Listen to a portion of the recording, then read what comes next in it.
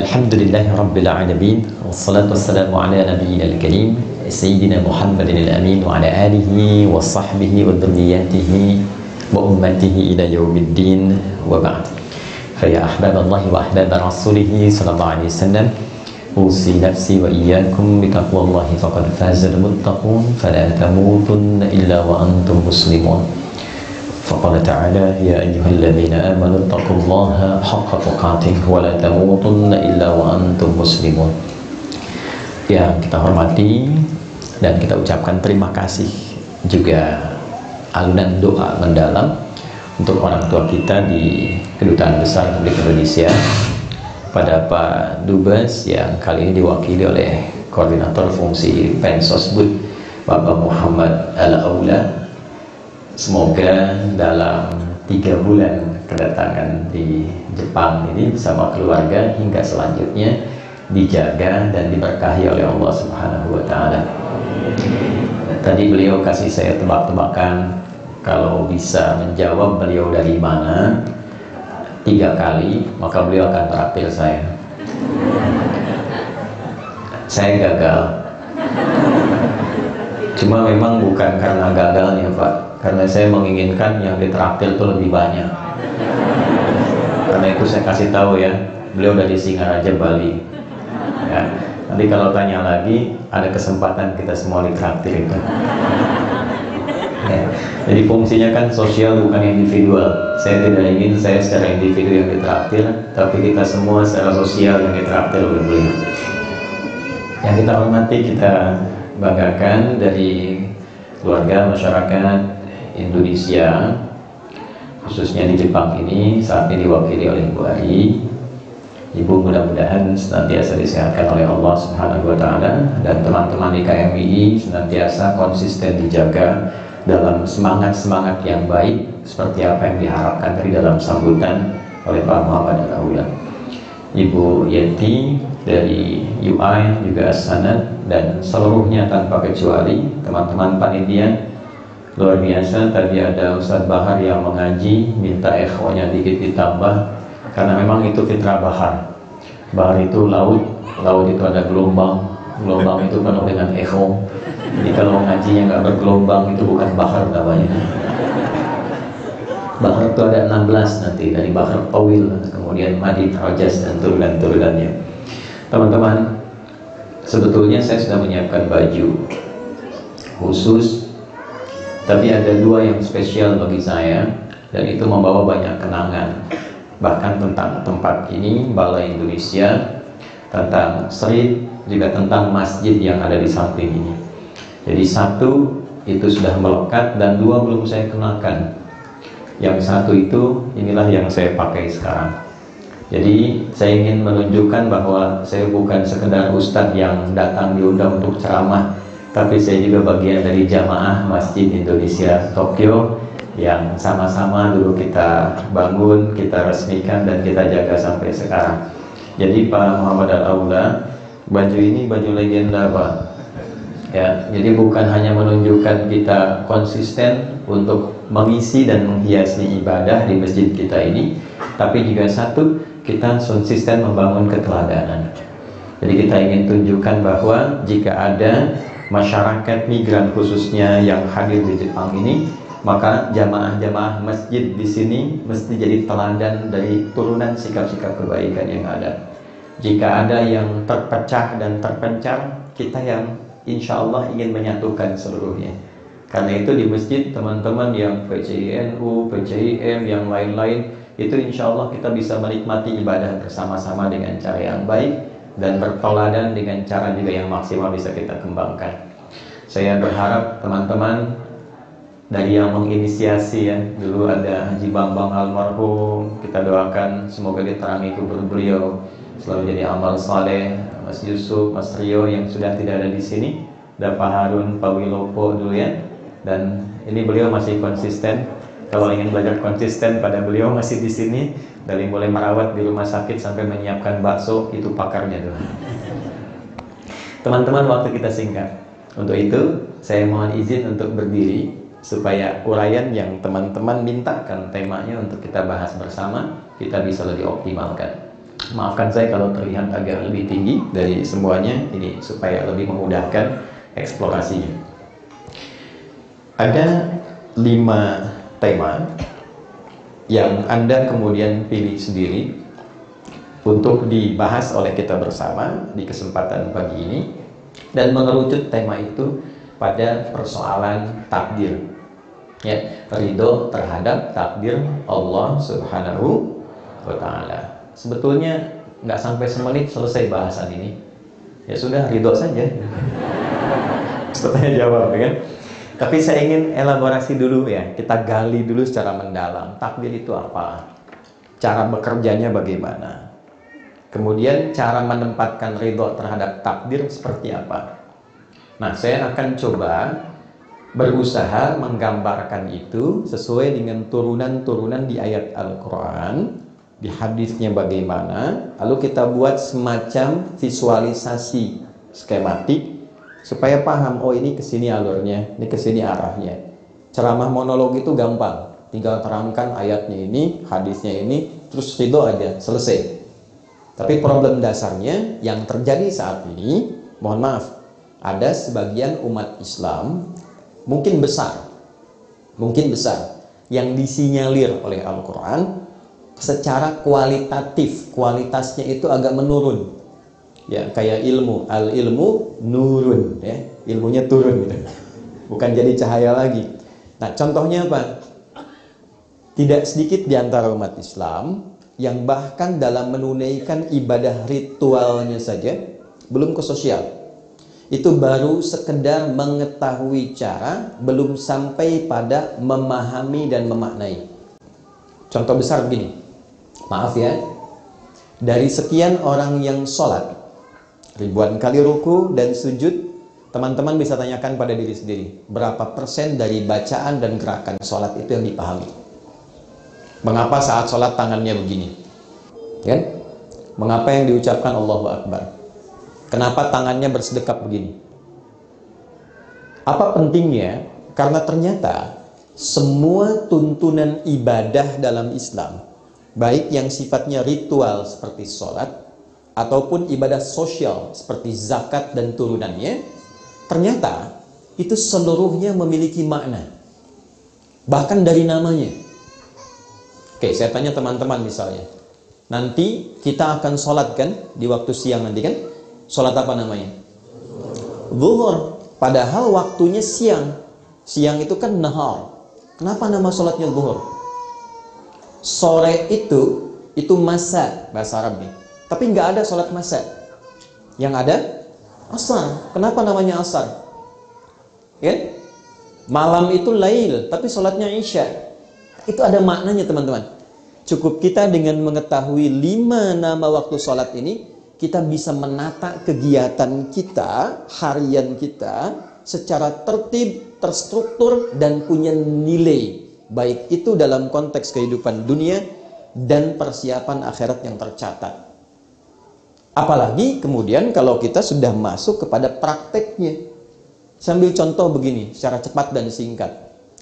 Abdurrahman bin Auf, di antara sahabat Nabi SAW, dari berdiri saja begini, diajarkan oleh Nabi berdiri itu mempraktekkan makna berdiri, diterapkan, diimplementasikan dalam profesi beliau sebagai seorang pebisnis, pedagang. Itu kurun waktu hanya dalam 2 tahun bisa menjadi orang paling kaya dan sukses dalam dagangnya, mempraktekkan berdiri saja. Ketika kami dianugerahi honoris causa di salah satu kampus di Indonesia, saya membuat riset, diuji oleh 15 profesor. Salah satu kaitan risetnya tentang capaian Abdurrahman bin Auf, transformasi kehidupannya yang belajar dari prinsip berdiri dalam sholat. Ternyata ketika dihitung, itu valuasi hartanya ketika Nabi meninggal, kemudian beliau melanjutkan kinerja bisnisnya, dan wafat, itu valuasi hartanya 14.000 triliun. Kalau dinilai sampai sekarang, dari modal nol, dari berdiri. Bayangkan ya, itu kan belum salam gitu, baru berdiri. Ya, 40 sahabat Nabi, as-sabiqunal awwalun, lintas usia. Kenapa dipilih oleh Allah dari anak paling kecil seperti Ibnu Abbas, dari sejak dini kecil, sampai kemudian berkembang jadi pemuda seperti Ali bin Abi Thalib, sampai yang senior seperti Abu Bakar As-Siddiq. Itu ada di 40 orang pertama yang masuk Islam, termasuk di dalamnya ada yang perempuan-perempuan. Dimanapun mereka berpijak, seluruhnya sukses dan bahagia hidupnya, sesuai dengan pilihan hidupnya masing-masing. Dan yang diajarkan pertama kali itu sholat. Itu yang menjadi rahasia kenapa dari kecil anak-anak kita itu diajarkan sholatnya dulu.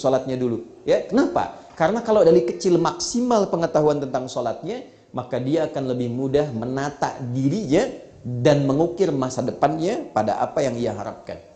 Saya nggak tahu kalau di Jepang ya, kalau di Indonesia itu kelasnya advance, ya baru TK sudah manasik gitu.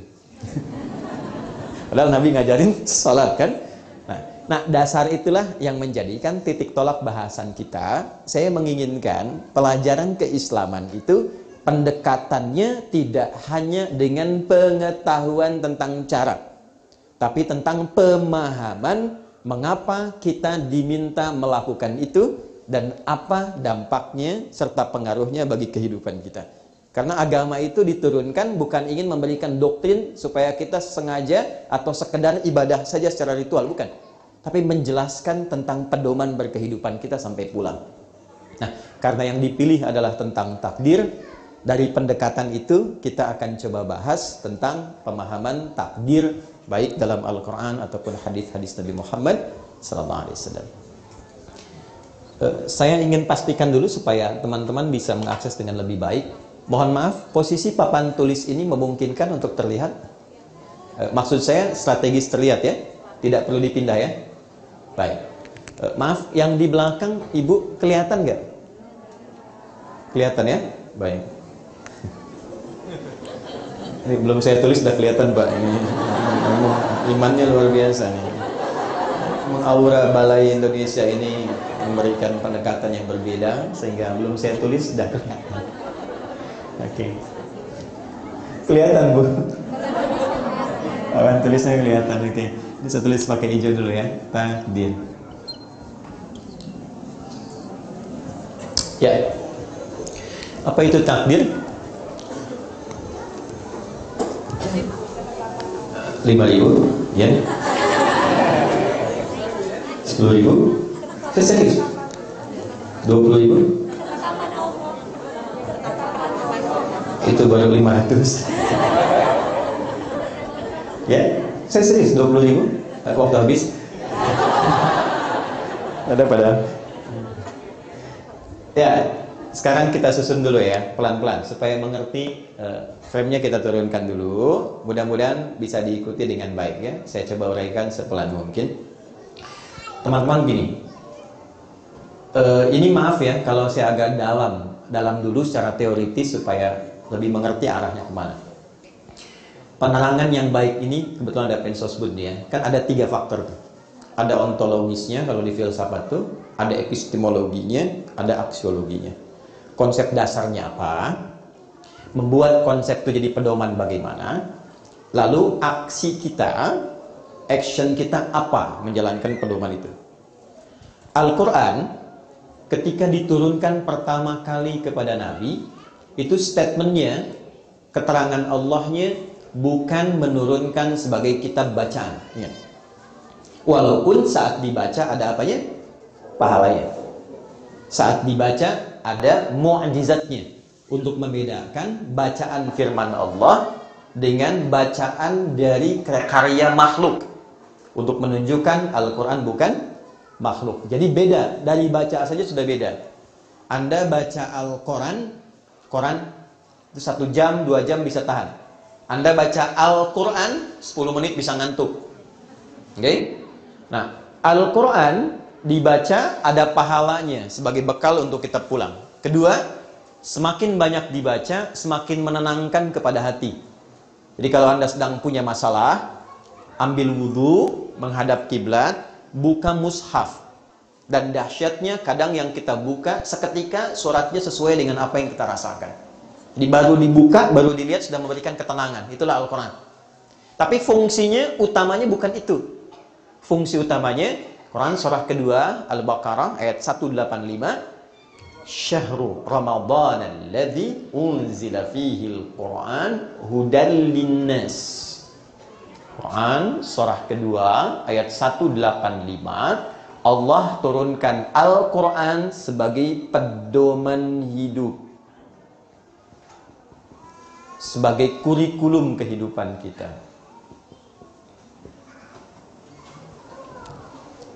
Jadi memosisikan Al-Quran 6.236 ayat, 30 juz, 114 surah, dari Al-Fatihah sampai dengan An-Nas, itu isinya kalau kita keluarkan seluruhnya tema-tema tentang kehidupan kita.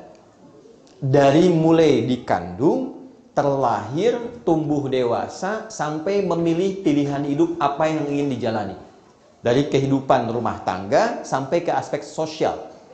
Ya, Imam Al-Bukhari itu, beliau menulis kitab fenomenal yang viral sampai sekarang, itu mengeluarkan tema di Al-Quran, keluarlah 97 tema. Lalu tema-tema ini dibuat secara tematik sesuai dengan aktivitas kehidupan kita yang pernah dicontohkan oleh Nabi. 97 tema, ada subtemanya. Ayatnya apa? Hadisnya apa? Ayatnya apa? Hadisnya apa? Dikeluarkan dari kegiatan harian Nabi selama 24 jam. Maka diberi namalah kitabnya Al-Jami' As-Sahih Al-Musnad Al-Mukhtasar min umuri Rasulillahi sallallahu alaihi wasallam wa sunanihi wa ayyamihi. Coba ulangi. Okay. Karena kepanjangan, maka disingkat jadi Sahih Al-Bukhari. Jadi Sahih Al-Bukhari itu bukan kitab hadis yang berdiri tunggal, bukan. Itu adalah turunan dari tema-tema kehidupan yang diturunkan dari Al-Quran, lalu ayatnya dimasukkan, lalu disitulah dikuatkan dengan hadisnya. Misal, di sini kan ada mahasiswa pelajar misalnya. Keluarkan tema-tema terkait ilmu apa? Maka kita temukan di tema yang ketiga, namanya Kitabul Ilmi. Ya, maka di situ nanti ada ayatnya, menghafal yang bagus bagaimana, cara cepat memahami bagaimana, mengawali waktu untuk memulai kita belajar itu bagusnya hari apa. Itu sampai ke harinya detil. Baik laki-laki atau perempuan. Anda yang sering tanya, Ustadz, iman saya kadang naik turun gitu kan? Kalau naik semangat ibadah, kalau turun, ya kadang-kadang yang pokok pun tertinggal. Cara naikkan dan menjaga supaya nggak turun bagaimana? Nanti itu ada di tema yang kedua, Kitabul Iman. Nah, ini yang saya maksudkan. Kita mengaji Quran dengan membaca, bagus. Tapi mengeksplor isi Quran dan mengeluarkan sesuai dengan tema kehidupan yang kita pilih sebagai profesi hidup, itu yang utama. Makanya saya sarankan, teman-teman kalau bikin pengajian, jangan bahas yang tinggi-tinggi. Anda sekarang apa profesinya? Misal, di sini ada pebisnis, pengusaha, pedagang. Kumpul aja teman-teman. Bikin komunitas di dunia usaha, lalu keluarkan ayat-ayat Qur'annya, hadisnya apa, itu yang digali terus, dipelajari, sampai paham bagaimana mengamalkan petunjuk Islam dalam dunia usaha. Nah, teman-teman yang perempuan, ibu misalnya di rumah tangga, sering kali bertanya, pernah nggak selama hidup mengeluarkan ayat-ayat tentang istri, tentang ibu? Itu lintas batas. Anda even mau tinggal di sini di Jepang, atau pindah kembali ke Indonesia, atau ke Arab, ya, tetap tuntunannya itu akan selalu senafas. Menjadi istri bagaimana, menjadi ibu bagaimana, jadi nenek bagaimana, dan turunan-turunan yang lainnya. Nah, seringkali sekarang didapati kajian itu terlampau tinggi, sehingga lupa untuk membahas apa yang kita pilih dalam hidup. Sekarang, dari pendekatan ini, takdir itu apa? Apa hubungan dengan qadha? Seperti apa menjalaninya kita supaya bisa ridha? Teman-teman, takdir disebutkan dan diuraikan kata ini sendiri setidaknya di 5 tempat dalam Al-Quran. Takdir. Oke, pelan-pelan. 1, kita temukan di Quran surah Al-An'am, surah yang ke-6, ayat 96. Kedua, kita temukan di Quran di surah Yasin, surah ke-36, di ayat surah yang sama, di ayat yang sama, ayat 36. Kemudian kita temukan juga 3 di Quran surah Fussilat, surah 41, di ayat ke-12. Ini saya garisi begini. Pelan-pelan ya. Ini saya garisi begini, lalu saya kotaki untuk menunjukkan nanti semua kata tentang takdir di 3 ayat ini dan 3 surah ini ujungnya sama semua. Nanti yang keempat saya khususkan 2 begini. Quran surah Al-Furqan surah 25 ayat 2. Kemudian yang kelima Quran surah Al-Insan. Nah, ini yang paling agak menarik di surah Al-Insan ini, teman-teman sekalian. Saya sengaja tipiskan dulu, nanti buat bikin tebak-tebakan seperti Pak Aula tadi menyampaikan. Ya, fokus dulu. Di 2 bagian ini, yang saya bagi 2 kotak, yang menariknya, yang 3 ujungnya sama, yang Al-Insan pun dengan satu lagi Al-Furqan ujungnya serupa. Saya buat kesimpulan cepat dulu, nanti saya turunkan maknanya satu persatu. Ini sengaja saya kosongkan, buat nanti kita tebak-tebakan ayat, dan di akhir kalau masih ada waktu, nanti saya akan berikan simulasi cara cepat menghafal Al-Quran, dengan nomornya, dengan posisinya, dan mungkin juga dengan halamannya. Kalau masih ada waktu insya Allah. Mau? Mau. Ya. Yuk fokus ini. Takdir dari seluruh uraian ayat Al-Quran yang ditampilkan kepada kita, baik di 5 yang pokok ini dengan namanya Faliqul Isbah, alladhi ja'ala al-layla sakana wasyamsa wal qamara husbana, dzalika taqdirul azizil alim, wasyamsu tajri bi mustaqarrin laha, dzalika taqdirul azizil alim. Semua takdirul azizil alim, takdirul azizil alim. Hanya di 2 tempat nanti wa qaddaruha taqdira, wa qaddara taqdira. 5 kata takdir di 5 tempat. Yang paling menarik, seluruhnya menguraikan hanya 1 makna yang utama saja. Saya tarik sini. Maaf ya, ini seperti kuliah supaya agak sedikit mendetil ya. Takdir adalah ketetapan yang disertai dengan ilmu Allah secara detil dan komprehensif tentang alur kehidupan di alam semesta serta sistem yang berjalan di dalamnya. Takdir adalah ketetapan Allah yang disertai dengan ilmu atau pengetahuan Allah yang komprehensif dan detil tentang alur kehidupan di semesta serta sistem yang menyertainya. Pelan-pelan ya. Secara singkat dari sini kita bisa memahami bahwa seluruh aspek kehidupan di semesta ini, baik terkait dengan kita manusia, alam tumbuhan, hewan, pergerakan seluruh tata surya yang berada di seluruh semesta ciptaan ini, pertama kita simpulkan seluruhnya tertata dan tersistem. Dulu satu. Jadi tidak ada kehidupan itu yang sifatnya tidak tertata. Semua kehidupan yang kita jalani dan seluruh makhluk yang menyertainya itu tertata dengan sistem. Satu. Kedua, di dalam tatanan sistem ini, ya, kalau kita misalnya manusia dari lahir sampai dengan berkehidupan, sampai meninggal lagi, sampai bekerjanya apa, beraktivitasnya ada, tataannya sudah ada sistem kehidupannya. Jadi misal, kalau Anda memilih mengerjakan A secara sistem, ini konsekuensinya akan apa? Kalau memilih mengerjakan B secara sistem, konsekuensinya akan apa? Nah, dalam perjalanan tataan sistem itu, melekat di dalamnya pengetahuan sempurna dari Allah. Allah Maha tahu dari sebelum sistem ini dibuat saat ini berjalan sampai ini berakhir, seluruhnya kembali kepada Allah Subhanahu wa taala.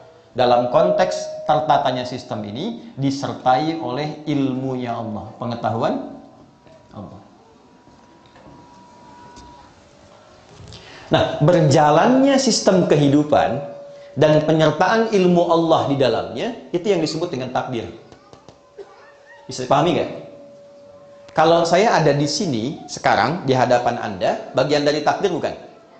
Takdir. Oke. Allah tahu nggak? Tahu. Dari sebelum datang sampai sekarang datang, sampai pulang, sampai saya berakhir kehidupan, Allah tahu. Secara singkat itulah apa namanya? Takdir. Anda ada di sini takdir bukan? Jelas sampai sini? Oke, 1. 2, takdir sifatnya dibagi 2 bagian. Ini yang saya ingin dasarnya saya pahamkan dulu sebentar ya.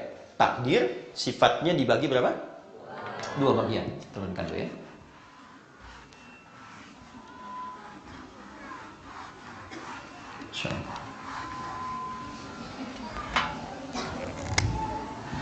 Ada takdir yang sifatnya given, tidak bisa diusahakan, tidak bisa diikhtiarkan. Namanya takdir mubram, dituliskan secara sempurna, pemberian dari Allah dengan hikmah tertentu. Namanya mubram, given, diberikan sebagai anugerah dengan hikmah tertentu. Kita nggak bisa milih, nggak ada pilihan. Contoh, saat terlahir bisa milih nggak? Tidak. Ya, yang paling menarik begini, ada yang mengharapkan laki-laki lahir perempuan, ada yang mengharapkan perempuan lahir laki-laki. Ya, siapapun levelnya, even itu orang misalnya soleh sekali atau perempuan solihah sekali, dia berdoa minta laki-laki. Tapi kalau kehendak Allah dalam takdir ini perempuan, tidak akan bisa merubah takdirnya, tetap perempuan. Contoh, kenal Maryam? Saya bilang kenal, saya pulang ya.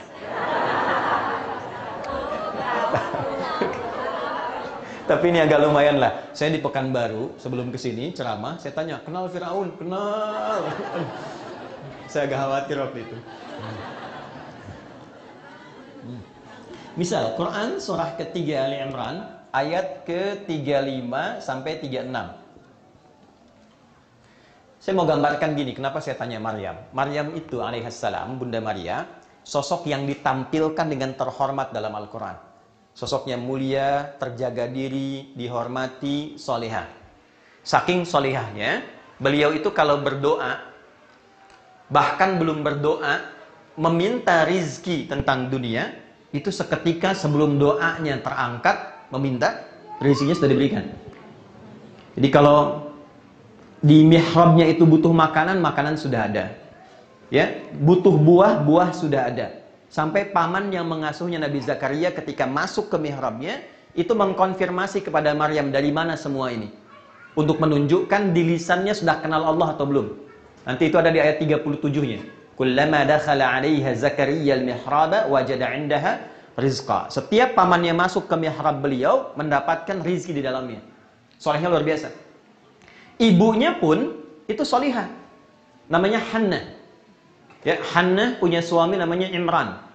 Imran nanti punya saudara namanya Zakaria. Hannah punya saudari namanya Elyasobat. Kita kenal dengan Elizabeth. Nanti Zakaria dengan Elyasobat melahirkan John atau Yahya. Kemudian Imran dengan Hannah itu orang soleh dan solihah.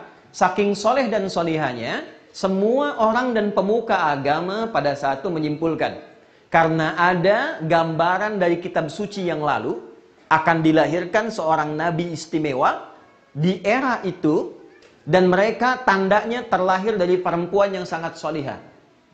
Semua menyimpulkan Hannah sedang mengandung, dan pasti yang lahir dari Hannah ini seorang laki-laki dan akan menjadi nabi. Maka saat kandungan itu membesar, Imran meninggal dunia, lahirlah kemudian dari Hannah itu yang diduga dan diharapkan laki-laki, ternyata yang lahir perempuan. Maka ketika lahir perempuan itu, keluarlah di lisan beliau yang mulia. Perhatikan kalimatnya, Quran surah ketiga ayat 36. Falamma wada'atha qalat rabbi inni wada'tuha unta. Maka ketika Hannah melahirkan itu, beliau langsung kemudian menyampaikan permohonannya kepada Allah dengan mengatakan begini, ya Allah, yang lahir perempuan. Padahal doa saya, harapan saya yang lahir laki-laki, sehingga bisa menjadi nabi yang dengan itu diharapkan menata lingkungan masyarakat di era itu. Maka apa jawab Allah? Perhatikan kalimatnya, ayat 36. Wallahu a'lamu bima wada'at wa laysa dzakaru kal unta. Allah Maha mengetahui. Ini yang saya katakan tadi. Nih, ilmu Allah. Tolong catat dan tandai ini ya. Karena nanti ini akan menjadi contoh kepada takdir-takdir yang lain. Karena kita melihat dari sudut pandang A yang terbatas, Allah menilai secara menyeluruh berdasarkan pengalaman dan nanti tahapan-tahapan hidup kita. Wallahu a'lamu bima wada'at. Allah Maha mengetahui terhadap siapa yang dilahirkan itu perempuan. Oke. Walaysa dzakaru kal unta. Dan engkau berharap laki-laki, ternyata yang lahir perempuan. Aku lebih tahu, kata Allah, dengan ilmuku tentang yang lahir ini, dan jangan salah menilai bahwa perempuan pun punya keistimewaan yang tinggi di hadapan Allah yang berbeda dengan laki-laki. Ini hikmahnya. Jadi ketika semua berharap laki-laki unggul, laki-laki punya kehebatan tertentu, laki-laki yang bisa jadi nabi dan rasul, Allah berikan persepsi yang lain supaya tidak ada kesan bahwa ketika lahir perempuan itu sifatnya rendah. Disimpulkan setengah laki-laki. Disimpulkan tidak punya keistimewaan yang seperti laki-laki miliki. Kata Allah, di perempuan pun ada keistimewaan yang laki-laki nggak punya. Ya, jadi ini untuk memberikan kesan kalau lahir laki-laki, alhamdulillah. Kalau lahir perempuan pun, alhamdulillah. Karena Allah Maha tahu tentang hakikat kehidupan kita. Nah, di titik inilah kemudian ditunjukkan tentang kekuasaan Allah melalui penetapan takdir yang sifatnya tidak bisa dirubah. Paham nggak sampai sini? Ya, itu satu bagian pertama. Jadi kalau kita mendapatkan takdir yang sifatnya seperti itu, yang diperlukan dari diri kita bukan merubah takdir. Karena sampai kiamat kurang 2 hari pun gak akan bisa dirubah. Sehari lagi buat sadar bahwa itu salah. Lalu ada kesempatan taubat itu. Ya? Nah, tapi tugas kita menemukan hikmahnya. Apa yang diinginkan Allah dari keadaan diri saya yang saya terima saat ini. Itu yang kita cari. Jadi bukan cari perubahannya. Yang dicari adalah hikmah.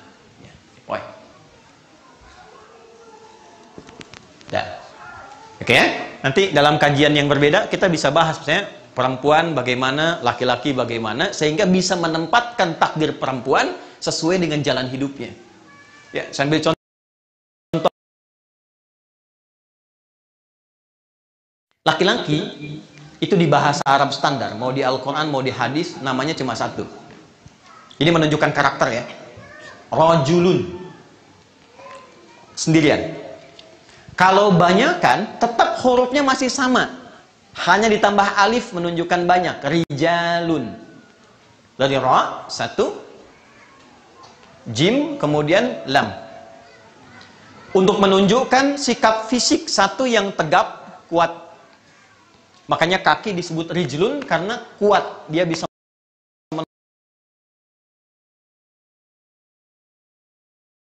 melambai. Nah, itu kehilangan kelaki-lakiannya gitu. Ya. Tegap, berwibawa, kokoh.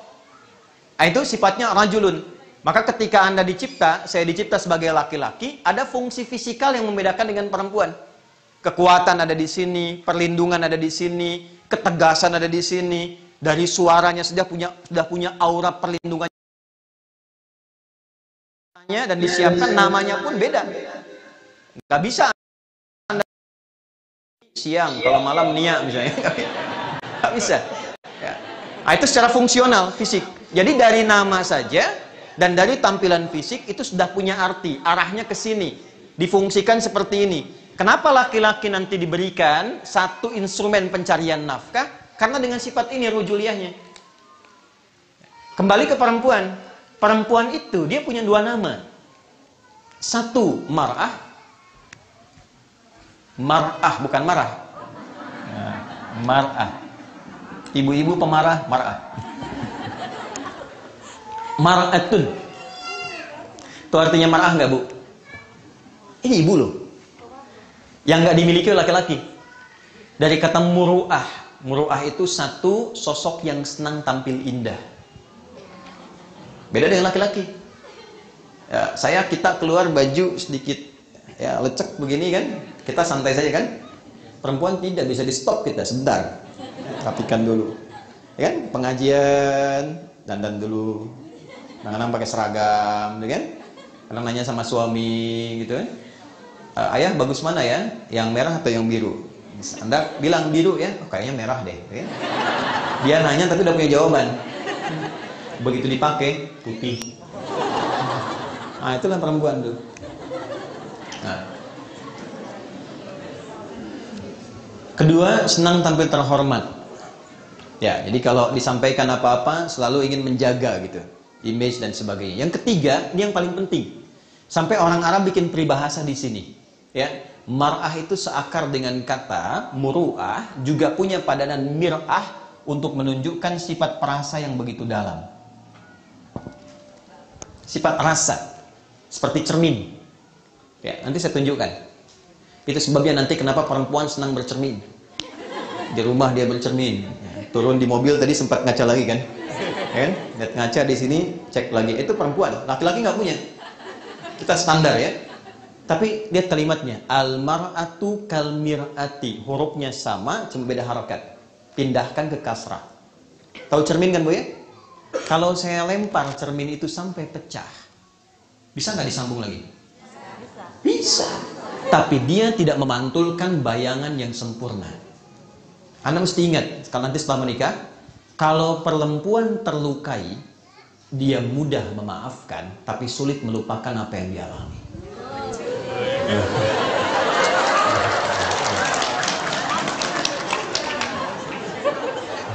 Ahli sejarahnya. Nanti Anda kalau diskusi bertengkar tentang masalah hari ini, kejadian 10 tahun lalu diungkit lagi deh. Ini marah. Yang mau saya katakan, ini yang saya maksud given ya. Jadi kalau Anda mengalami ini, artinya Anda memahami istri saya, ini anugerah Tuhan yang khusus, gak bisa dirubah. Okay? Dengan sifat-sifat dasarnya. Tapi ketika dia berkumpul bareng-bareng, itu katanya berubah dari mar'ah menjadi nisa. Laki-laki rijal, rajul rijal. Perempuan mar'ah jadi nisa. Jauh sekali. Apa itu nisa? Bukan. Jangan maksa. Maksa. Udah salah maksa nih. Boleh ibu saya dikasih akses sedikit? Ada tempat untuk duduk? Itu ada ibunda saya datang belakang. Ayo masuk mas. Jarang-jarang beliau mau nyertai, dan hari ini alhamdulillah. Silakan.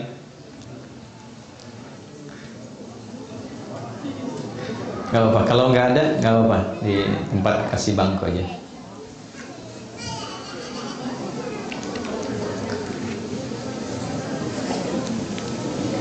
Dia ada istri juga datang, alhamdulillah. Bukannya itu tuh yang ini. Yang masuk.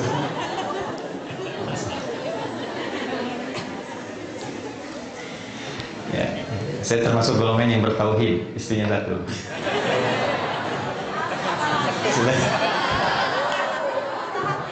Sudah, ke sini. Bun ada yang patah hati. Lanjut sini, lihat sini. Dari mar'ah jadi nisa. Nisa itu bukan perempuan. Bukan wanita. Nisa itu perempuan. Gak pakai O. Perempuan.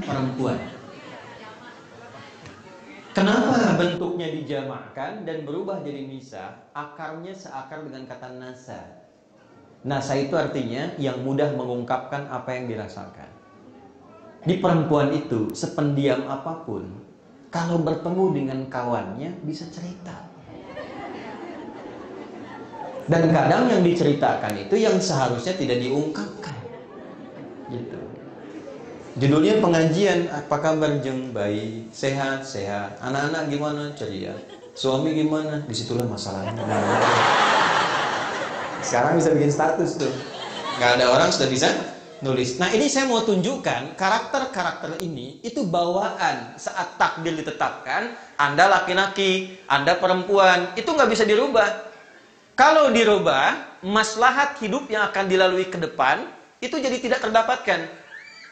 Kan kita sepakat Allah Maha Tahu, Allah Maha Kuasa, dengan ilmunya menata semua kehidupan di semesta ini. Jadi saat memilih kita laki-laki, Anda perempuan, artinya itu yang paling maslahat, yang paling sesuai, yang paling baik, yang paling bisa dilalui dalam hidup ini sampai pulang menghadap Allah. Nah, pada takdir yang semacam ini, yang tidak bisa dirubah termasuk dengan doa, Anda kalau nggak percaya silahkan. Doa di masjid paling mustajab di muka bumi ini, Masjidil Haram. Doa 24 jam, minta sama Allah, Anda, ya Allah ganti saya jadi perempuan. Nggak akan pernah terjadi. Karena masuknya apa? Masuk kategori takdir mubrom, yang diberikan sesuai dengan maslahat hamba saat dicipta. Pada yang seperti ini, memaksa untuk merubahnya, hukumnya haram. Ini anti perubahan. Quran surah keempat ayat 117 sampai dengan 119. Ya, saya sebutkan cepat saja ya. La'anahullah, setan dilaknat oleh Allah Subhanahu wa taala. Sudah? Kemudian dia mendeklar, saya akan dengan laknat ini, saya akan jadi musuh manusia yang diantara fungsi saya, wala udillannahum wala umanniyannahum, saya akan sesatkan manusia, saya buat diantaranya pandai berangan-angan sehingga lupa dengan realita kehidupan. Perhatikan, fala yughayyirunna khalqallah. Yang ketiga, dengan angan-angan dan fantasi itu saya masukkan dalam relung kolbunya, diantaranya untuk merubah fitrah penciptaannya. Rata-rata kan yang ingin memutuskan diri berubah gender karena fantasi kan awalnya, ya kan? Bukan karena kesimpulan bahwa saya ini seorang perempuan yang terperangkap dalam fisik laki-laki. Bukan, kan khayalan aja, imajinasinya. Ya karena banyak fantasi, banyak imajinasi dilekatkan oleh setan, maka dipandu ia untuk merubah keadaan dirinya dan merubah fitrah yang diberikan oleh Allah pada golongan takdir yang pertama. Biasanya, maaf ya, biasanya kalau sistem yang pertama ini diberikan dan kemudian dipaksa untuk berubah, itu tidak mudah menjalani hidupnya. Karena keluar dari tata kehidupan yang awal. Itulah sebabnya diharamkan itu bukan ingin membatasi kita dalam satu kehidupan, tapi untuk menjaga keadaan kita tetap terhormat dan baik dalam berkehidupan. Haram itu seakar dengan kata hurmat. Hormat itu dari bahasa Arab.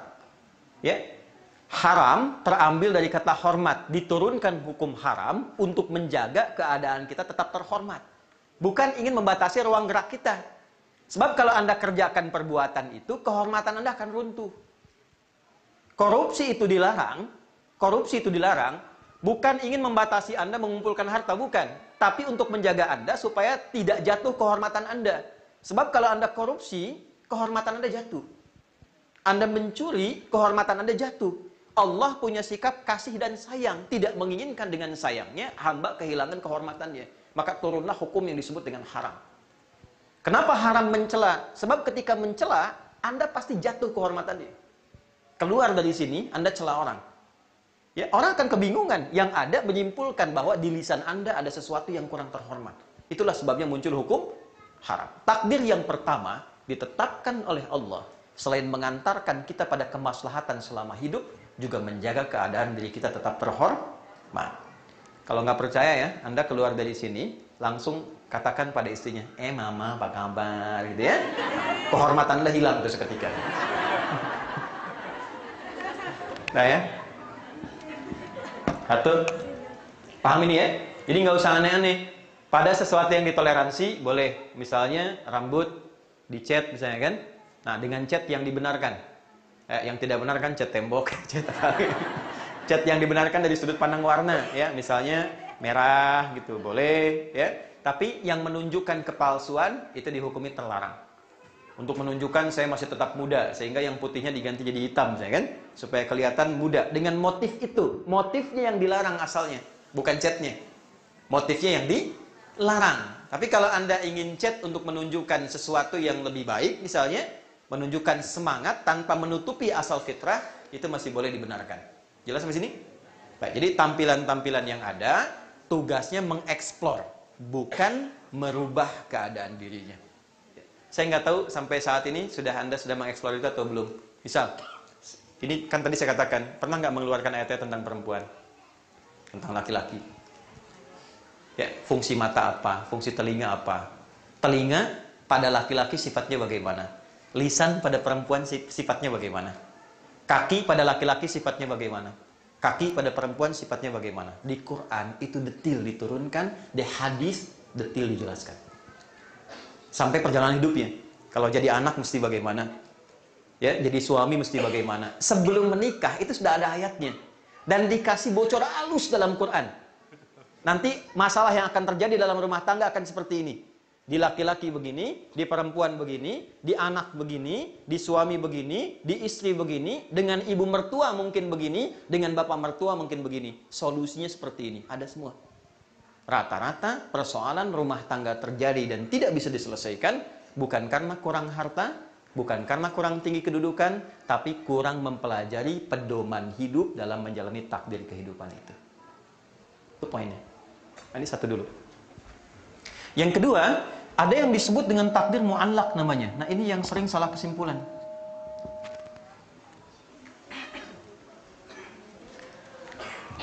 Takdir mu'allaq itu mu'allaq ya.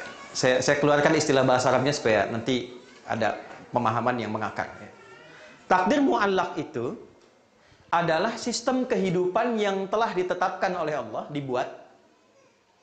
Tapi dalam pelaksanaannya kita diberi pilihan untuk menjalani, diikat dengan pilihan ya. Mu'allaq itu yang terikat ya. Mu'allaq itu yang terikat. Takdir yang Allah susun dalam sistem kehidupan, tapi diikat dengan pilihan, dikembalikan kepada hamba untuk memilihnya. Jelas ini? Saya beri contoh.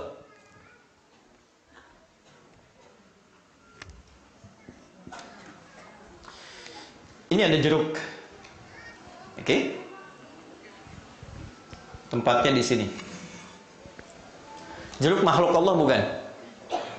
Makhluk Allah ya, yang tercipta, tumbuhan kan? Baik. Allah tahu nggak jeruk ini ada di sini?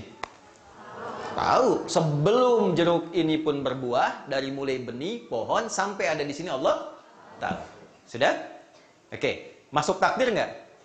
Masuk. Lalu dihadapkan pada saya di sini. Ya, takdir ini bukan yang mutlak untuk saya, bukan. Tapi diberikan pilihan pada saya, mau makan atau tidak. Jelas? Ya, diberikan pilihan. Kalau mau makan silahkan, kalau tidak pun silahkan. Kalau makan konsekuensinya akan begini, kalau tidak dimakan konsekuensinya akan begitu. Ini ada air di sini. Dari mulai belum ada, sampai di sini. Allah Maha tahu itu. Ya? Dan Allah Maha tahu apakah saya akan minum atau tidak. Allah Maha tahu sampai detilnya. Lalu diterangkan konsekuensinya. Kalau diminum nanti hausnya bisa hilang. Oke? Kalau tidak diminum, bertahan dengan keadaan saat ini. Diberikan pilihan kepada saya untuk menjalaninya. Nah, semua bentuk takdir yang menata kehidupan dengan pilihan kita ada di dalamnya. Dan diberikan pengetahuan tentang konsekuensi dari pilihan itu. Kalau engkau kerjakan begini, ini hasilnya. Kalau engkau lakukan begini, ini nanti konsekuensinya. Ini yang diperintahkan, ini yang dilarang. Misal, Allah perintahkan ya, mohon maaf, katakan yang baik-baik. Lisan kemudian akan berkata, lisan punya pilihan, silahkan katakan yang baik. Kalau kata-kata keluar baik, konsekuensinya akan seperti ini. Orang senang mendengarnya, orang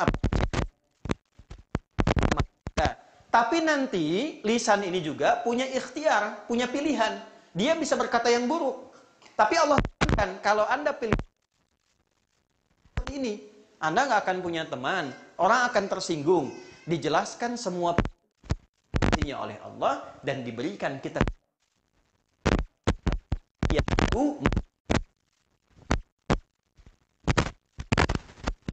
itulah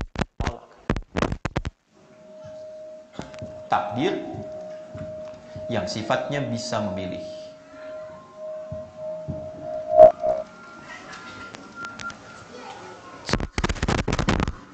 Saya informasikan saja ya kepada semuanya, kita ini belum mulai, kita masih mukadimah. Ingat itu. Sampai jam berapa kita? Saya mau antarkan dulu supaya kita paham. Nanti yang mana yang bahas itu yang kita urai. Ini bisa dipahami? Baik. Kalau terhadap Allah, maka kita mesti paham takdir itu apa. Kalau ingin katakan seri pertama, maka Anda menjadi laki-laki ridha. Anda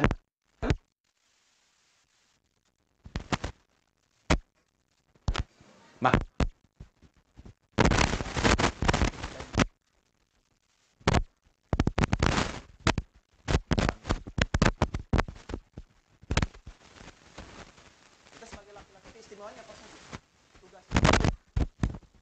turunan fungsi kehidupannya. Setelah mengetahui itu, optimalkanlah dalam kehidupan kita.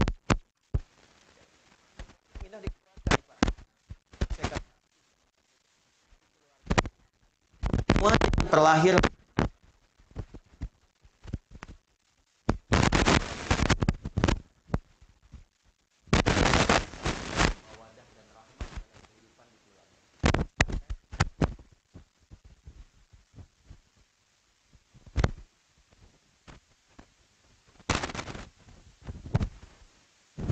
kelengkapannya, yang kurang di suami ditemukan di istri.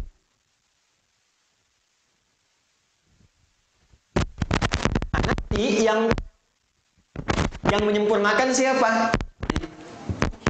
Ya, bisa milih. Jadi begitu ingin laki-laki keluar perempuan, karena tahap yang pertama menyempurnakan sifat di keduanya itu nanti disatukan.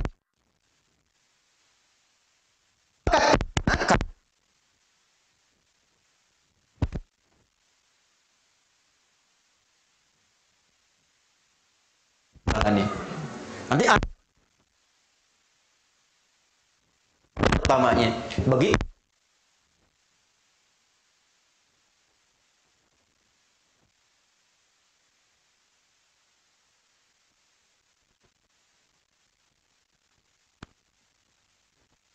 hadir yang pertama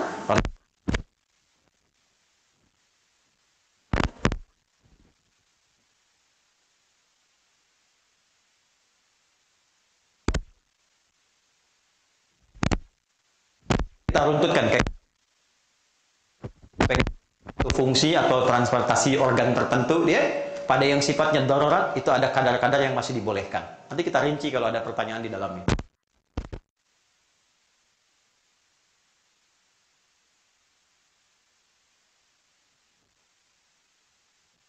Manipulatif itu masih dibolehkan. Tapi mohon maaf ya, ini saya kasih satu rahasia besar.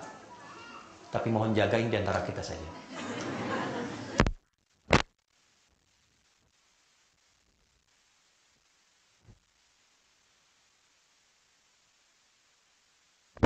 Tindakan terjadi di masa-masa lalu dan lebih dahsyat sifatnya.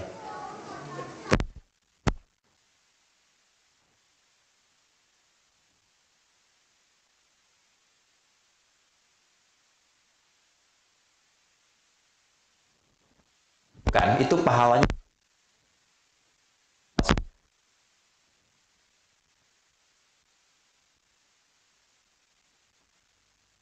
tindakan kita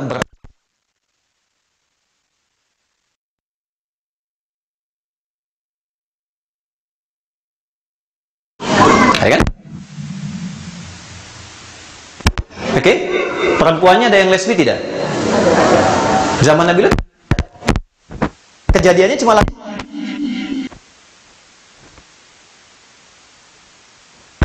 yang laki-laki penyuka sejenis ada, yang perempuan ada, bahkan ya hanya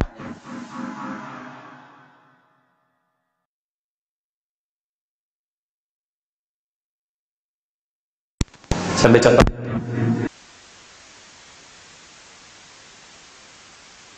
Akan tiba masa pergantian era terus sampai mendekat kiamat. Tandanya apa? Perhatikan kalimatnya. Tandanya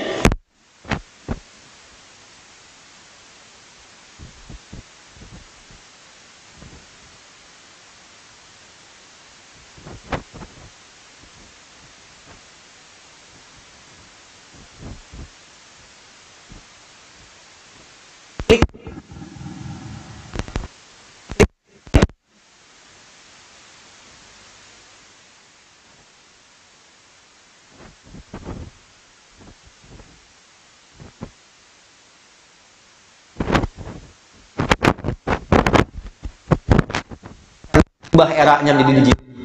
Kemudian makin banyak dan sosialnya makin meningkat. Dulu offline, sekarang berubah jadi online.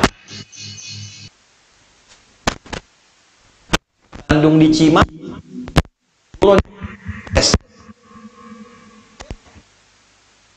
terjadi hidup sampai sekarang ramai. Saya nerangkan garam. Sekarang video saya dengan gambar saya dengan suara frekuensinya mirip suara saya menerangkan tentang garam rupiah plus harganya. Nah, karena era maka gambaran-gambarannya saat berubah, saat kepercayaan pada diri mulai menurun, saat kemudian eksistensi tubuh pada bagian yang pertama mulai pengen diganti. Ketika Anda dia ngelihat solusi, kita menjalaninya seperti apa sampai ke tahap itu. Oke, ini bagian yang pertama. Jadi yang pertama saya anggap tuntas pada teman-teman bahwa tidak boleh takdir yang ditetapkan oleh Allah secara given kecuali pencarian terhadap hikmah dan keistimewaannya. Bisa dipahami sampai sini? Oke. Sekarang yang ingin saya eksplor lebih banyak dan di sini saya mohon konsentrasinya. Saya akan pelankan uraiannya dan tolong fokus pada titik ini karena ini mungkin yang paling banyak kita alami dalam kehidupan. Yang kedua, takdir mu'allaq yang bisa kita pilih. Ini nanti akan ada situasi-situasi sampai Anda mengatakan, ya Allah, kapan ini berakhir? Kenapa mesti saya? Gitu kan? Itu ada beberapa turunan di Quran tentang hal demikian. Anda tinggal fokus saja ya. Fokus, kalau mau catat-catat silahkan. Jadi biarkan saya yang terangkan. Boleh, sapu sendiri. Fokuskan saja.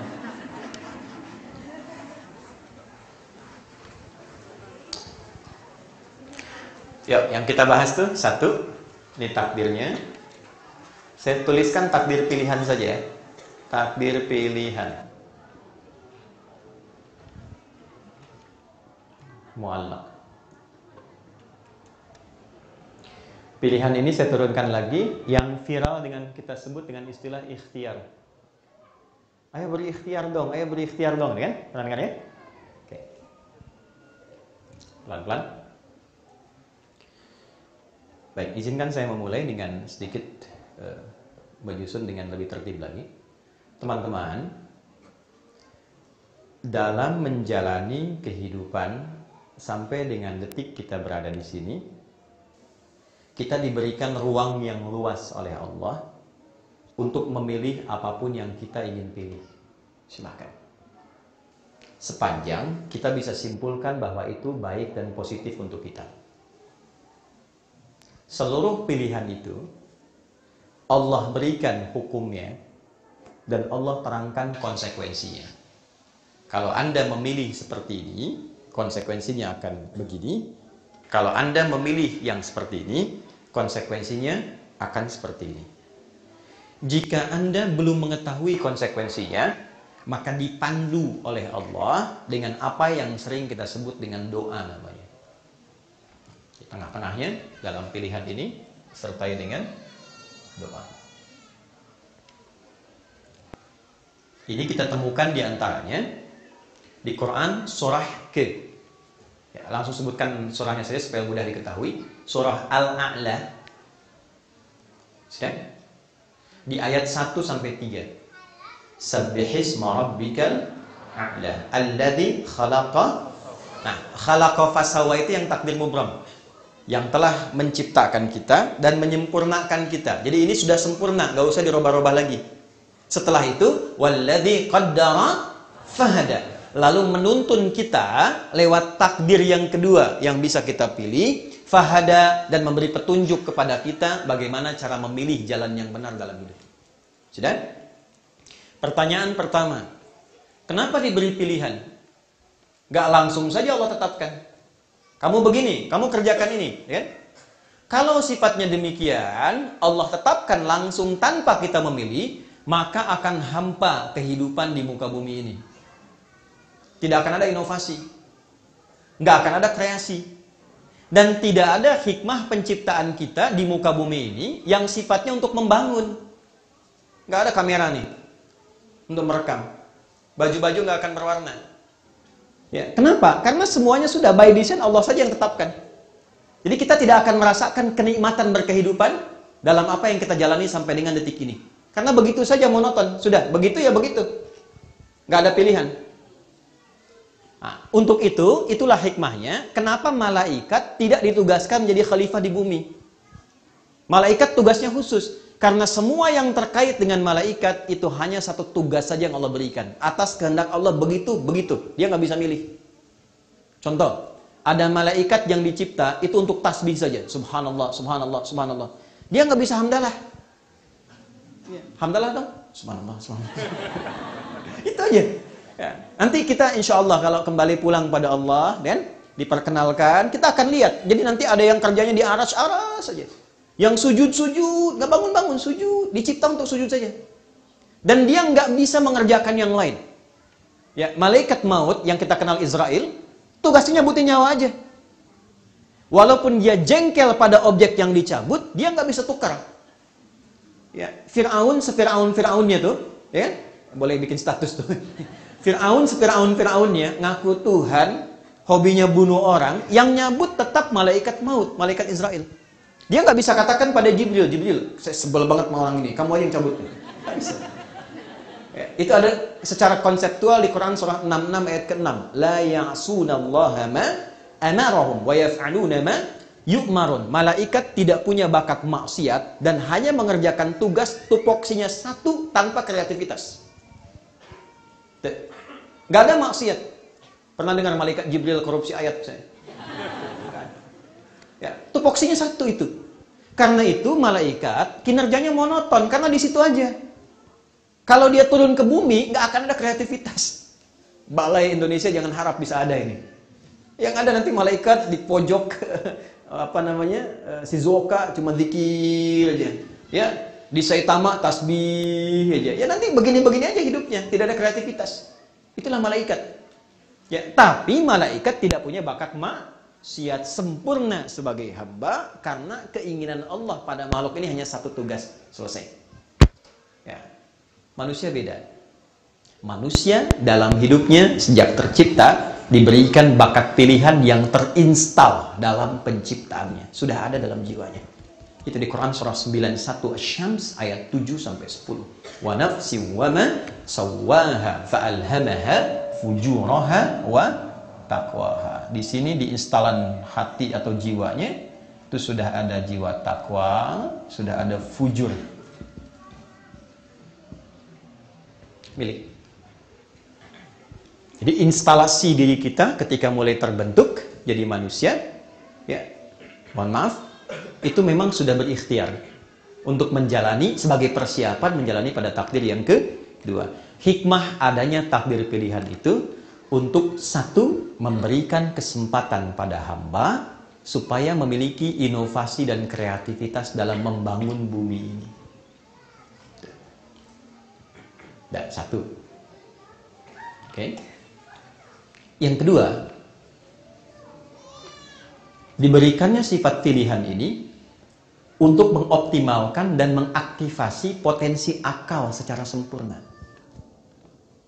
Ya, sebab manusia disebut manusia itu dengan 3 unsur dalam dirinya. Mesti hati-hati ya. Dan ini yang perlu kita optimalisasi. Ini saya mohon maaf, saya agak lompat-lompat sedikit supaya mengingatkan. Ini manusia. ada fisiknya, should have a body, ini. Kedua ada akalnya. Ketiga ada rohnya, spiritnya. Disebut manusia. Hilang satu ini, maka hilang kemanusiaannya. Ya. Fisiknya tidak ada. Oke? Ini gentayangan. Nggak akal dengan roh saja. Hilang akalnya, hewan. Oke? Hilang akalnya jadi hewan. Makanya hewan kan nggak punya pilihan. Hewan bebas saja. Karena nggak punya akal. Ya? Nggak bisa dia memilih dan nggak bisa dia punya etika, punya norma. Ya, beo bisa bicara, tapi dia nggak bisa katakan, permisi Pak, boleh nggak buang kotoran di sini? Nggak bisa. Ya, ketika dia ingin buang, dia buang. Ketika ingin berkicau, dia berkicau. Nggak punya ikhtiar, seadanya saja. Hilang rohnya, meninggal. Dan tiga-tiganya mesti dirawat. Fisik dirawat dengan makanan yang menyehatkan, akal dirawat dengan pengetahuan yang kita gali dan optimalkan, roh dilawat dengan memberikan nilai-nilai spiritual. Kita sholat untuk merawat roh. Kalau tidak ada gelisah, lelah, tertekan, makanya sabar dan sebagainya di sini tempatnya. Kalau nggak ada sabar ini cepat sekali mengakhiri kehidupan. Karena nggak ada penopangnya dari dalam. Nah inilah beruntungnya kita dalam Islam, semua menunya diajarkan oleh Allah. Kalau mau makan bagaimana supaya sehat, kalau mau belajar bagaimana supaya kuat, dan supaya rohnya bisa diisi dan dirawat dengan baik, agar sempurna fungsi-fungsi ini secara baik. Nah teman-teman sekalian, perhatikan baik-baik. Fungsi menjalani takdir yang kedua, itu leadernya, itu ada di sini. Tempatnya di sini. Perintahnya ada di situ. Kalau akal nggak punya perintah, dia cuma merumuskan saja. Ya bagaimana supaya apa yang diperintahkan oleh jiwa itu supaya cepat dieksekusi oleh fisik. Ya, misal di jiwa perintahkan minum, maka akal merumuskan sepersekian detik cepat kepada tangan cepat ambil. Ambil, tuangkan. Setelah tuangkan, minum dengan tangan kanan, ucapkan bismillah misalnya. Itu sepersekian detik. Tapi kesimpulan untuk memilihnya itu ada di sini. Nah, ini yang kalau tidak dirawat, maka ini yang menjadikan manusia seringkali gelisah, bahkan cenderung bertindak tidak positif dalam kehidupannya. Maka sekarang pembahasan ini di waktu yang tersisa kita harus tujukan pada dua hal. Apa saja jenis takdir-takdir yang sifatnya pilihan itu? Yang kedua, bagaimana secara konseptual kita membimbing jiwa kita supaya bisa menuntun kepada takdir yang benar, dan jika salah pilih kita bisa kembali kepada jalan yang soleh. Di dua inilah sisa bahasan kita kurang lebih 15 menit ke depan.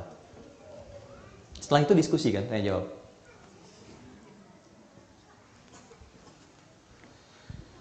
Oke. Satu, Bapak Ibu sekalian, tentang di luar yang sifatnya pemberian, itu seluruhnya pilihan. Yang bisa kita pilih. Tapi ingat, di dalam pilihan itu ada penjelasan juga tentang konsekuensinya. Contoh, profesi.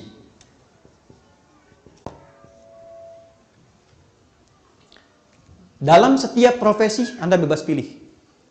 Cuma bebas itu pilihannya diikat oleh dua hal.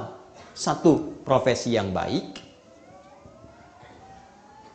Profesi yang tidak baik, buruk. Ini ada yang salah, ini ada yang salah.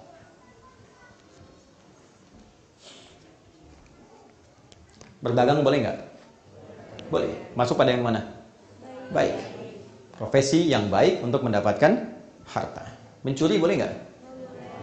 Sekarang di beberapa tempat pemahaman korupsi itu sudah menjadi bagian dari profesi. Di Indonesia itu ada yang ngitung, Pak. Ya, ada yang ngitung. Saya kalau korupsi, bukan saya.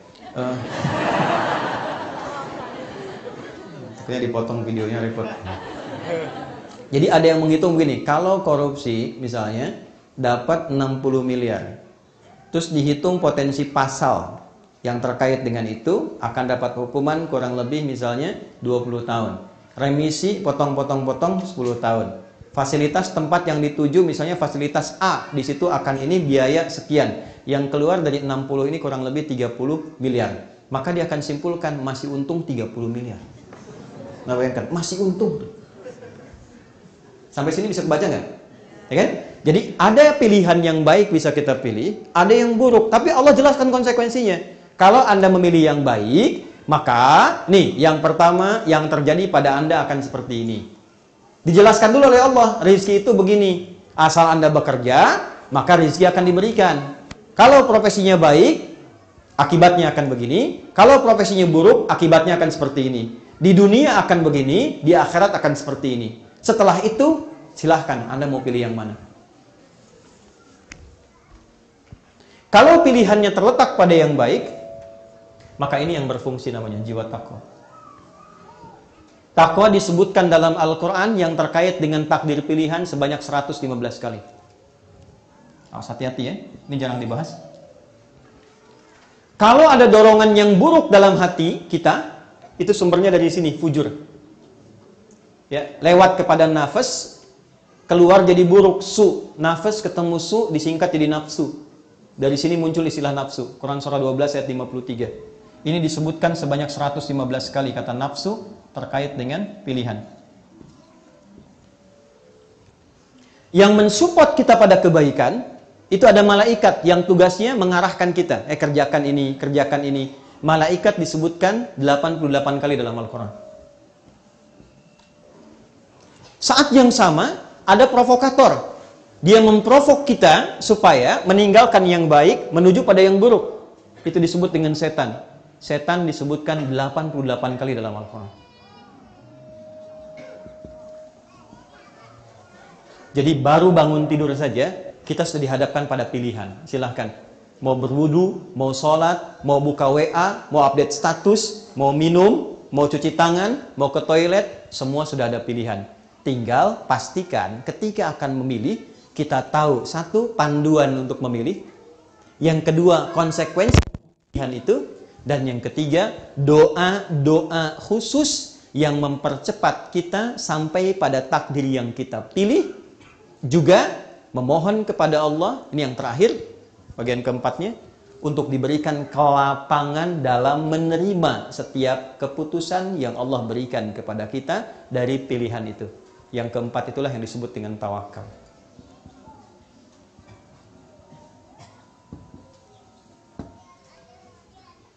Oke.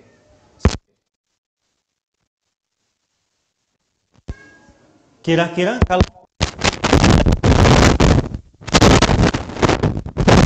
kita praktekkan, saya memilih ke Jepang, tidak di Indonesia misalnya. Itu kan pilihan. Anda kan bisa pilih untuk pulang kan? Tapi kenapa Anda memilih untuk tinggal di sini? Nah, secara konseptual itu ditanya balik oleh Al-Quran. Pertanyaan pertamanya, apa yang menjadikan Anda termotivasi untuk tinggal di sini? Sehingga memilih tinggal di sini dibandingkan dengan di Indonesia misalnya. Satu, mohon maaf, dari aspek kemanfaatan dunia akhiratnya ada enggak? Misal, dari dunia ada timbangan, di sini lebih tertib misalnya, terasa disiplin, masyarakat nyaman, lingkungan bagus. Aspek akhiratnya gimana? Ketika Anda ditanya di akhirat misalnya, apa yang mendorong Anda tinggal di Jepang untuk kebaikan akhirat Anda? Salah satunya Anda bisa jawab seperti ini misalnya. Misal, ya Allah, di Indonesia sudah banyak tapak bumi yang pernah disujudi untuk menyembah kepada Engkau. Maka saya ingin menjadi bagian di satu tempat yang jarang orang sujud di dalamnya untuk menghadap kepada Engkau. Itu mahal sifatnya. Jelas ya? Oke, itu satu bagian. Tapi yang kedua konsekuensinya adalah Anda mesti belajar juga ketika memilih Jepang misalnya dibandingkan dengan Indonesia, maka pola hidup yang akan kita alami tentu akan ada penyesuaian-penyesuaian di dalamnya. Contoh, dari segi makanan bagaimana, dari segi pergaulan budaya bagaimana, disitulah tugas Anda untuk mengeluarkan, bukan mengeluhkan. Jadi nggak ada ceritanya Anda mengeluh begini, kami kan minoritas di sini ya Ustadz. Saya tanya balik, kalau begitu kenapa Anda ke sini?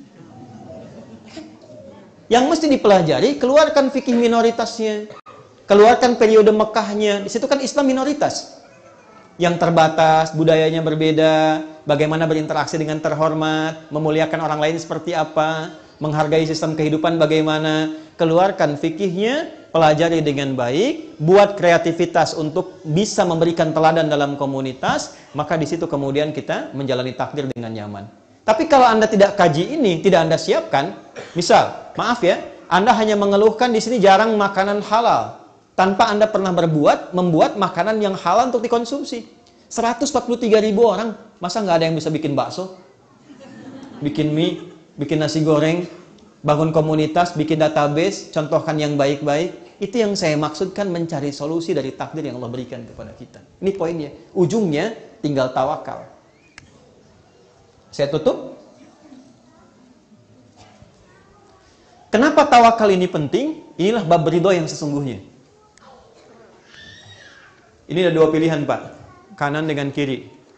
Ya, perhatikan baik-baik. Dua-duanya baik. Punya fungsi yang baik. Saya memilih spidol misalnya. Tapi ternyata Allah mengantarkan kita pada mic. Kira-kira yang paling bagus tuh pilihan Allah, pilihan kita. Yakin?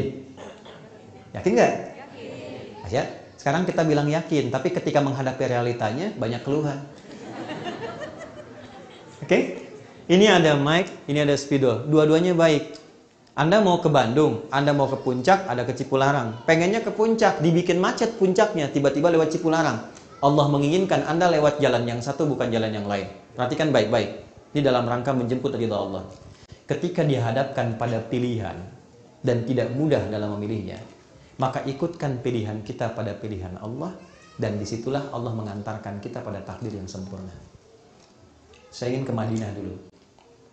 Maka saya pelajari kurikulum Madinah setahun sebelum saya lulus SMA. Saya ikut daurah peserta termuda. Sudah khatam kurikulumnya, sudah tahu buku-bukunya. Tiba-tiba 2003, saat mulai kami mendaftar, ditanda tangan rekomendasinya oleh orang yang paling berpengaruh di Timur Tengah. Jadi kalau diberikan itu, syarat-syaratnya sudah diterimalah secara ikhtiar. Tapi Allah punya keinginan lain. Terjadi bom Bali. Ya, dan saya berdoa berharap tidak boleh terjadi lagi yang seperti ini ya. Kalau ada aliran-aliran keras yang tidak jelas, jauhi. Itu bukan dari Islam. Nabi pernah mengatakan akan tiba satu masa, di hari kiamat mereka dihisab, orang-orang yang hidup di masa ini, ternyata amalnya habis. Karena ternyata dia sholat tapi juga senang mencela. Akan tiba masa orang sholat senang mencela. Ya'ti syatama hadza wa qadhafa hadza, senang saling menuduh. Ya, berkelahi. Puncaknya sapakadama hadza. Ada kajian-kajian yang sangat ekstrim mengatasnamakan Islam. Bukan nilai Islam, tapi mengatasnamakan Islam. Di dalamnya sampai mengajak pada pertumpahan darah. Nabi sudah warning jauh-jauh hari. Itu bukan dari Islam.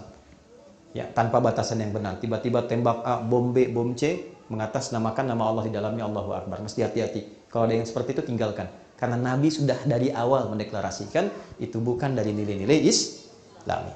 Artinya ada yang datang membuat frame seakan-akan Islam terlibat di dalamnya. Ya? Dulu waktu terjadi bom di Jalan Tamrin itu, saya di Lampung tuh ditanya tuh, Ustaz, apakah bom di Jalan Tamrin itu termasuk jihad fisabilillah? Saya bilang, Mas, sependek pengetahuan saya, jihad fisabilillah itu jihad di jalan Allah, bukan di Jalan Tamrin.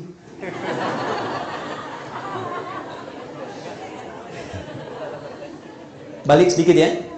Bom di Bali terjadi, semua ditutup Bu, Pak, beasiswa. Akhirnya apa yang terjadi? Harap-harap ke Madinah, ternyata transit di Madinah Ciputat, di UIN. Sampai semester 5, saya ngambil percepatan, tinggal satu tahap lagi untuk wisuda. Untuk bikin skripsi waktu itu. Ya, saya ngambil semester pendek ke atas, cepat. Ternyata ada telepon. Ya, nak mau nggak ke Tripoli? Carikan orang dulu, 2 orang untuk ke Tripoli. Saya dapat 1. Secara singkat setelah saya sampaikan ada 1. Kenapa Adinda saja nggak temani? Saya pilih temani untuk berangkat. Sampai sana ternyata ini yang saya cari. Ternyata Madinah itu tempo dulu imam besarnya Imam Malik. Yang lahir di Madinah, tumbuh di Madinah, berkembang sampai wafat di Madinah. Mazhabnya Maliki dan dikenal dengan Imam Darul Hijrah, imamnya Madinah. Nah itu diajarkannya di Libya sekarang. Maka Allah antarkan saya ke Libya dulu. Tahun berikutnya, saya ngambil tafsir ternyata di Kairo. Belajar langsung pada Syekh Al-Azhar, Syekh Tantawi Jauhari. Maka belajar, di Bu'uth saya belajar, ke Alexandria beliau saya ikut belajar. Sampai pulang saya dapat hadiah kitab Al-Wasit, tafsirnya beliau. Dan di situ saya belajar mazhab Syafi'i. Dari situ 2010 saya diantarkan juga ke Mekah. Saya ke Madinah juga, saya masuk Ummul Qura. Kemudian mempelajari pelajaran sistemnya, kurikulumnya. Ya, ternyata di situ saya dapatkan mazhab Hambali. Pulang, kembali ke Tripoli, kita bertemu dengan yang Asia Selatan. Pakistan, India, dan sebagainya. Kita ikut belajar mazhab Hanafi. Ketika pulang ke Indonesia, saya baru paham kenapa Allah antarkan lewat jalur-jalur ini. Ternyata Allah menginginkan hal yang lain. Kita menginginkan satu mazhab, Allah menginginkan 4 mazhab, karena kondisi masyarakat yang akan dihadapi adalah orang-orang yang sifatnya heterogen dengan 4 mazhab ini. Ya, itu yang disebut dengan sifat tawakal. Ikutkan keinginan kita pada keinginan siapa? Allah. Jika Anda sudah mengerjakan satu hal dan sudah optimal di dalamnya, lalu Allah berikan pilihan kepada kita, jangan simpulkan kalau kurang ideal bahwa itu nggak cocok dengan kita. Bukan. Kesimpulannya, Quran surah 2, saya tutup ayat 216.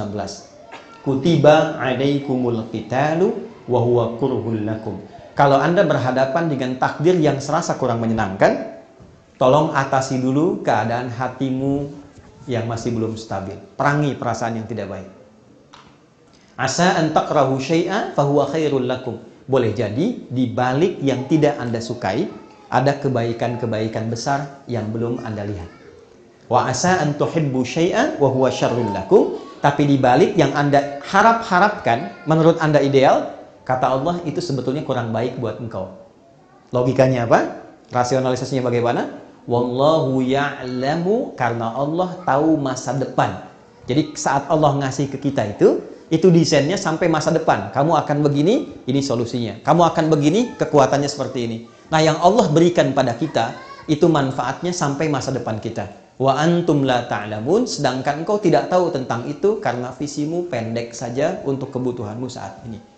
Jadi, secara kesimpulan, ridha terhadap takdir Allah. 1 adalah mengetahui jenis takdir yang diberikan kepada kita dan sekaligus yang kita pilih dalam menjalani kehidupan.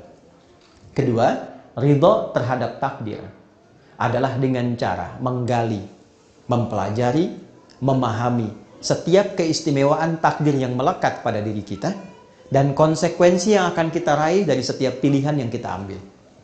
Dan yang 3, selalu menyerahkan hasil dari apa yang kita kerjakan kepada Allah dengan sifat tawakal yang sempurna. Itulah yang disebut dengan ridha terhadap takdir Allah Subhanahu wa ta'ala. Jadi, kalau Anda berada di Jepang, ya, itu bukan Anda nggak bisa salahkan, ya Allah, kenapa engkau antarkan aku ke sini? Allah tanya balik, kenapa engkau pilih ke sini? Ya kan? Yang ditanya oleh Allah itu, ketika engkau sudah berada di sini, apa yang engkau siapkan untuk menjemput takdirmu? Maka belajarlah fikih minoritas. Belajarlah tentang bagaimana berinteraksi dengan orang-orang yang ada di lingkungan kita tinggal. Ya, Nabi kan pernah punya tetangga yang non-Islam. Banyak kan?